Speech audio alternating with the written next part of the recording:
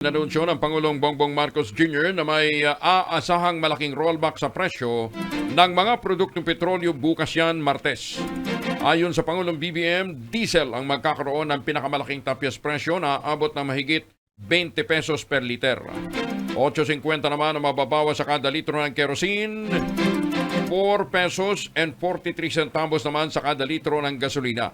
Iginit ang Pangulo, malaking tulong ito sa publiko lalo na sa mga driver at mga commuter sa gitna ng nararanasang krisis. Yan man, hindi niya ito sapat.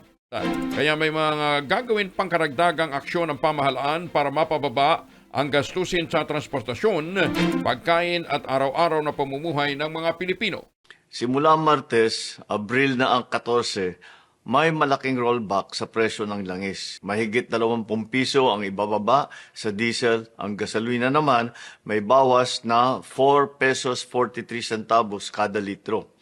Kerosene, 8 pesos 50 centavos kada litro ang ibababa. Malaking tulong ito lalo na sa ating mga driver, sa mga commuter at sa bawat pamilyang Pilipino na araw-araw naapektuhan ng mataas ng presyo ng krudo.